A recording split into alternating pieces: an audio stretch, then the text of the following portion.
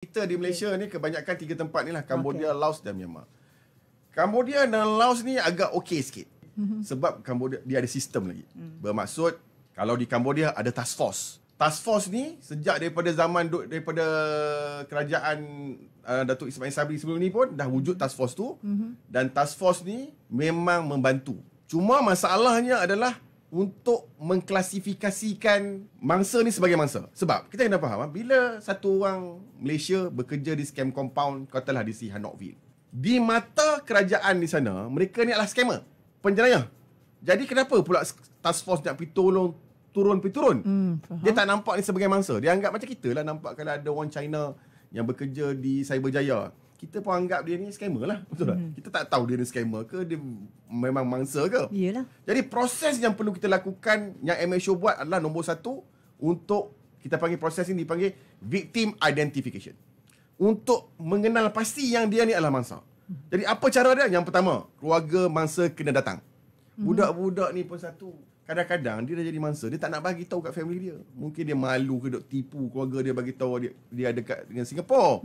Sebenarnya dia dekat Cambodia ataupun Laos. Jadi kita cakap kalau kau nak minta tolong, rule number 1, family mesti datang. Kadang-kadang sebelum dia call family, dia call kita dulu. Saya cakap, you nak minta kita tolong, satu, suruh family you datang. Jadi family kena datang. Kenapa family datang? Kita nak suruh family buat laporan polis. Untuk mengenal pasti bahawa dia adalah mangsa. Nombor 2, kita buat sidang media. Kenapa kita buat media? Adakah kita gila publicity sangat nak buat media ni? Bukan. Supaya video-video ni dapat menjadikan salah satu daripada fakta-fakta atau bukti yang menunjukkan bahawa dia ni adalah mangsa.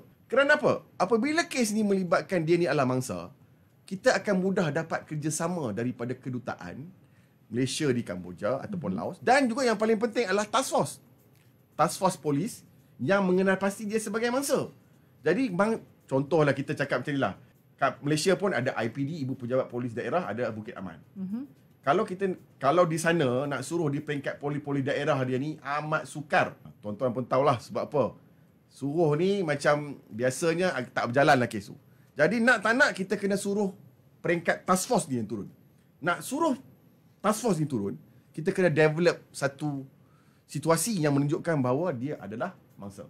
Jadi antara perkara yang kita buat selain daripada laporan polis adalah kita buat video-video yang menunjukkan bahawa keluarga ni adalah ni mak dia sedih dalam keadaan, kita hantar kepada pihak berkuasa di Cambodia. Kita hantar video. Saya ada kenal 2-3 orang, saya hantar video ni, dan saya punya asisten Cik Azirul Syafiq pun hantar kepada pihak-pihak ni supaya mereka tertekan dan mereka akan melakukan operasi menyelamat dengan kadar yang cepat.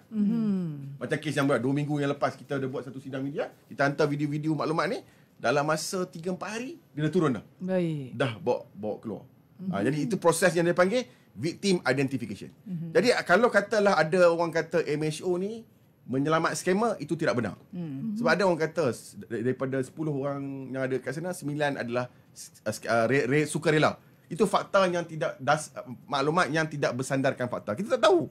Mana kita tahu niat orang tu nak jadi scammer ke, kena paksa ke, kena tipu ke. Mana kita tahu. Sebab itu kita kena siasat dia.